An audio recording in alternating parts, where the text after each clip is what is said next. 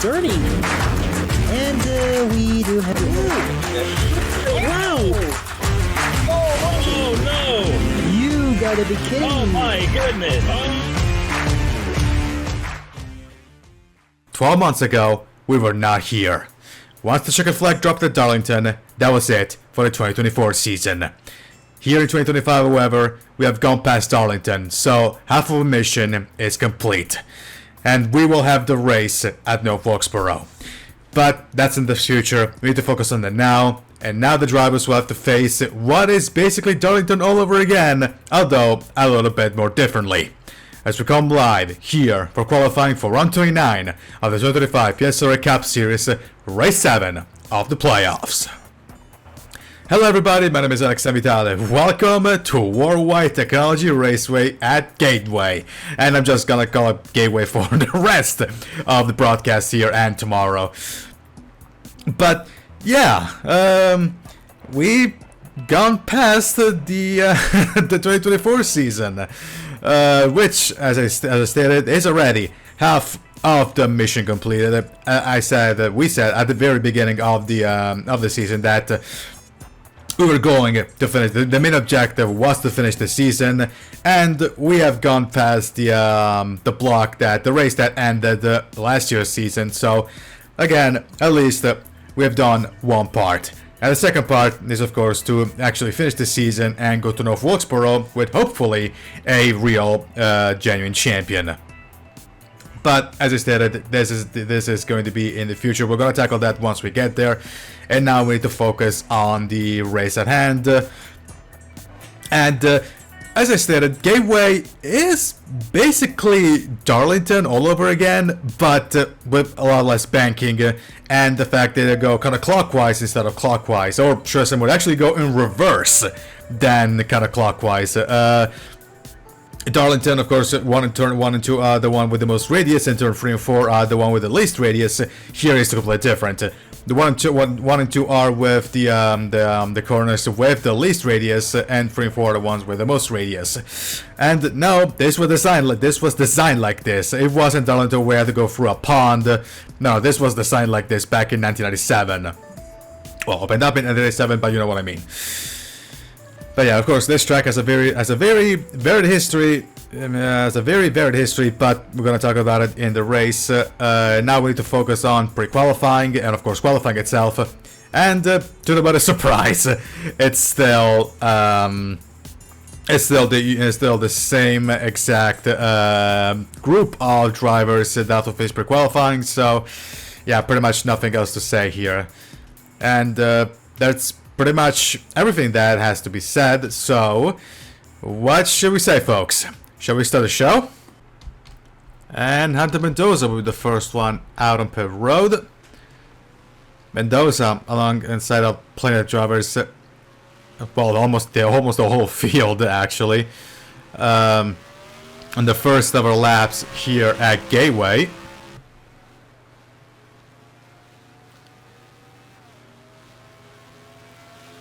As we stated, Gateway is, for intents and purposes, a much more flatter version of Darlington. Flatter version of Darlington and in reverse.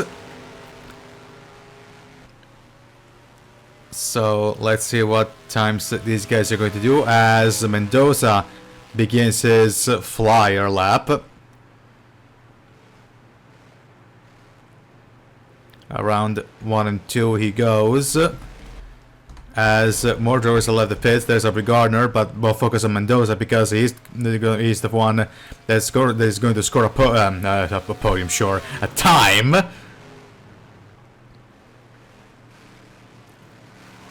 And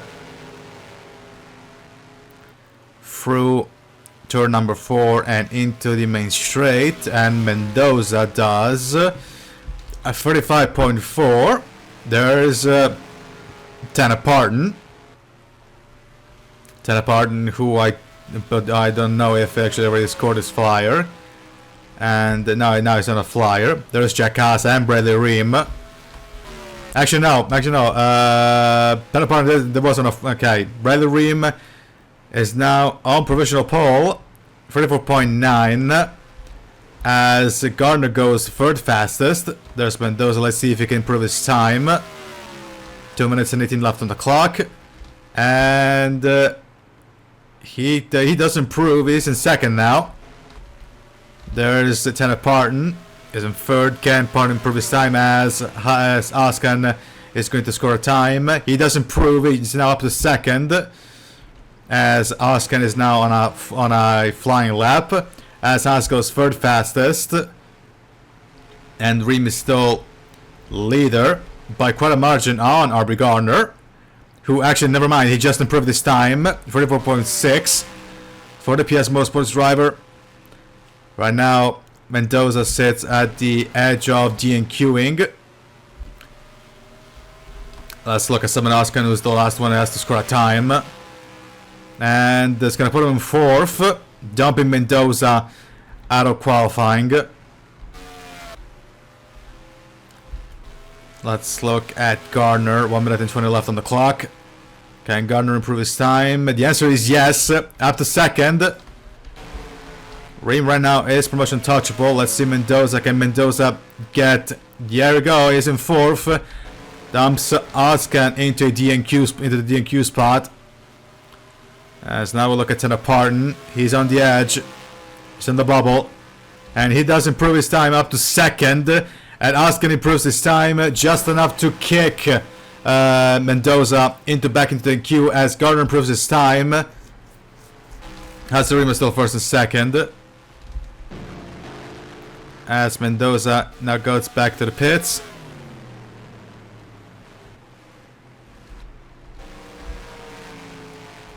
Of course, we focus on Tanner Parton and Simon Oskan, who are next in setting a lap. Are they going to improve their times? And the answer, no. Actually, no. Oskan didn't improve his time, but not by much. Still on the bubble for the Swedish driver. As Oskan, Haas does not improve his time. Let's see Gardner. He does not improve his time as Reem settles in the pit. So I believe that's pretty much it for his pre-qualifying session. As now we go through overtime. Parton is pretty much set to be in qualifying. Not so much for Simon Oskan, but at this point I would assume it's a bit too late for Hunter Mendoza to actually pull up a miracle and make it to the end of the race, make it to the qualifying and the race by the logic.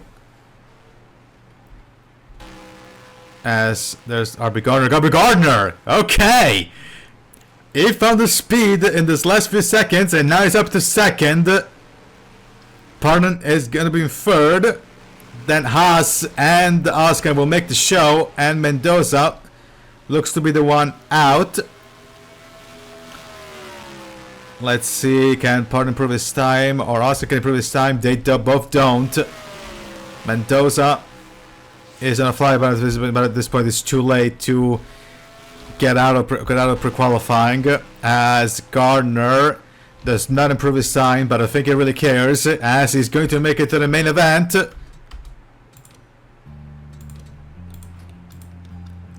Bradley Reem, Aubrey Gardner, Tanner Parton, Jack Haas, and Simon Oscar will make it to the main event. And Hunter Mendoza, unfortunately, will have to say goodbye to Gateway relatively quickly. And with that, see you in qualifying. And Roy Little is the first one out on pit road. Of course, Roy Little, good race at Darlington last week. So let's see what is he going to do at Gateway. As Justin Perez leaves the pits as well, so does Jeffrey Finguy. Of course, Finguy in a desperate battle to regain the lead of the championship, which is now currently held by Little's teammate Nathan Stapleton, our second championship leader in as many races. As Carrison took the lead of the championship back at Daytona, as more drivers are leaving, there is Danny Johnson joining the track. There is Tanner Parton, Bradley Reem, who went through pre-qualifying. As they already test what will be the race. We get some glimpses of what the race will be. And Little, of course, is going to score his first time. A 34.0. Of course, everybody scoring banker times. There's Justin Perez, who should be the one with an actual flying lap. And takes pole position with no problem whatsoever, 33.8. Now Jeffrey Finguy goes up in provisional pole, 33.4. As more drivers are scoring their actual times. Right now it's Finguy, Egan, and as Lil goes back second fastest. There's Nathan Stapleton, current championship leader. Burke Brown Jr. As Movedell goes third fastest. Danny Johnson right now is in 7th. Great performance from Danny Johnson. Then we got Carson Miller. Actually, shout out to Carson Miller. Another, never mind. I cursed him, but still 11th. A really good result for Carson Miller. Other reason for Miller has been undoubtedly the best of the Williams and drivers.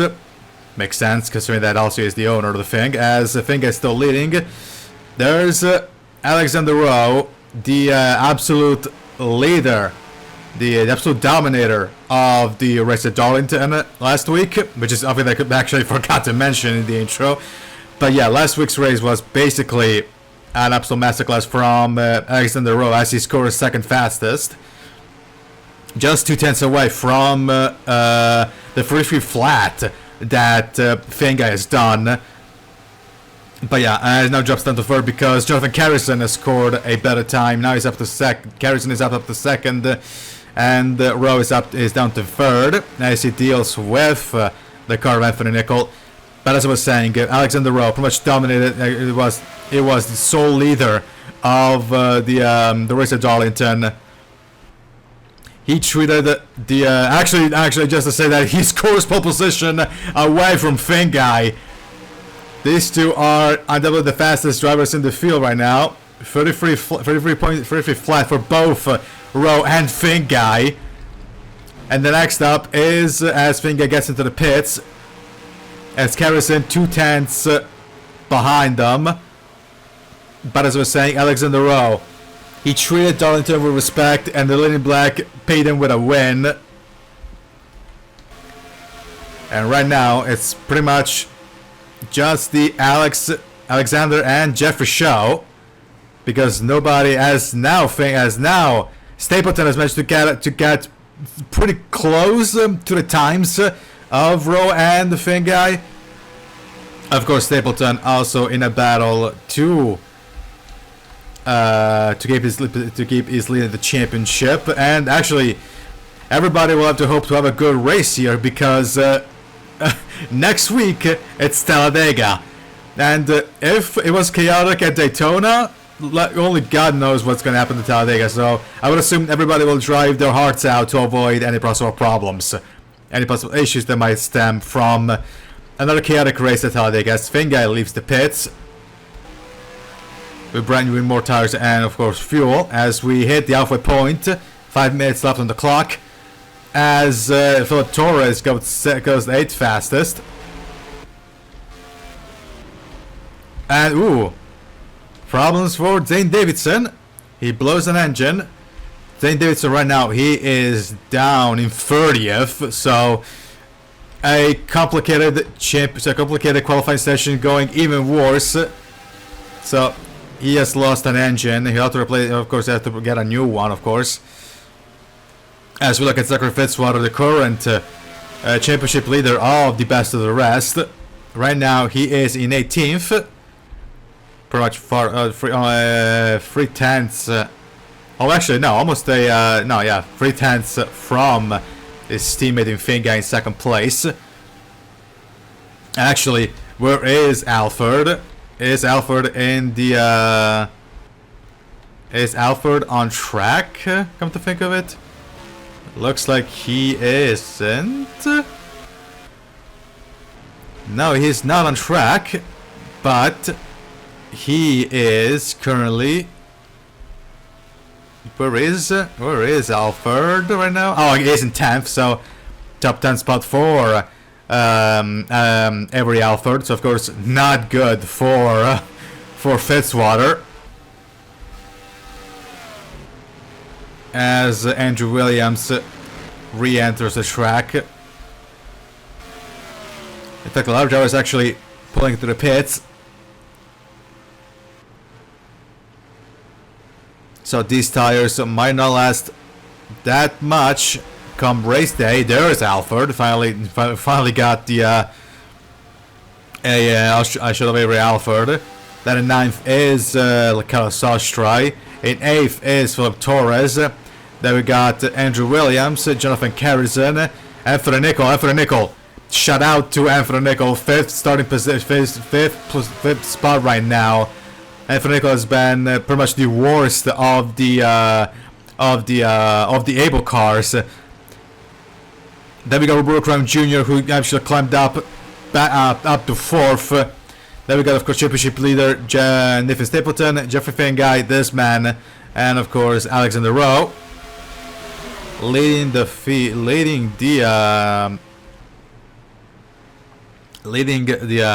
currently on provisional pole, and now actually a lot of drivers are getting really close to the times of Fengai and Rowe. The next one to actually reach the to get into the to get under the 33.2 is Guillermo Vidal, who's now in 5th and has dropped Avery Alford out of the top 10 as Finger gets into the pits again. Of course, the two teammates of Crown and Movidel. It's next to each other. And 1 minute and 40 left on the clock. There's Bradley Ream. All the drivers had to go through pre-qualifying. And right now, Ream is in 35th. And running up the field are Samadoskin and Gini Stamelio.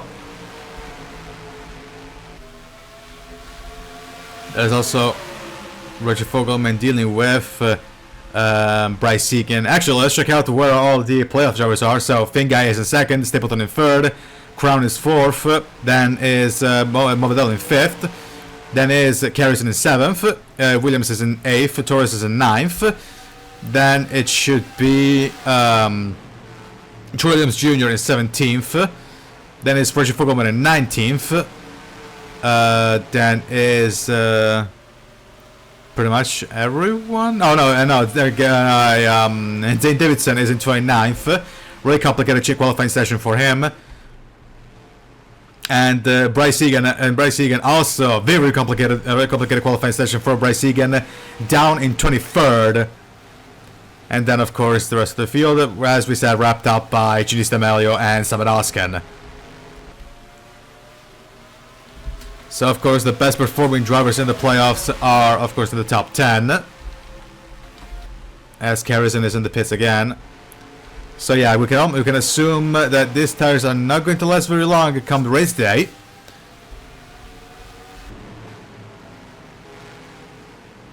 As there's Carson Miller. Carson Miller had an amazing race at Darlington, and right now he is in 15th. Still a very impressive result for the Williams and driver and owner as well. There is Zane Davidson. As we stated, very complicated qualifying session for him. Unless he has recovered some spots. He has recovered. He's down. He's in 23rd, but still way far ahead from the rest of the playoff drivers. His immediate rivals as well. As it now you see the draft from Lara Koshmar and the fellow Ford driver Luke Evans. As we go through overtime, let's see what time Davidson is going to do. And Davidson does not improve his time. He's still in 23rd. Koshmar in the meantime is in 14th. There's Nickel in the pits. Of course. And that will be it for qualifying. And Alexander Rowe scores his 2nd pole position in a row. Alongside it will be Jeffrey Fengai. So, if I remember correctly, this is exactly the 1-2 that was at Darlington. So, the story continues between these two. Third will be Nathan Stapleton, fourth will be Roberto Crown Jr., fifth is Anthony Nicol, the worst performing able driver, has a top 5 spot, has a top 5 starting position.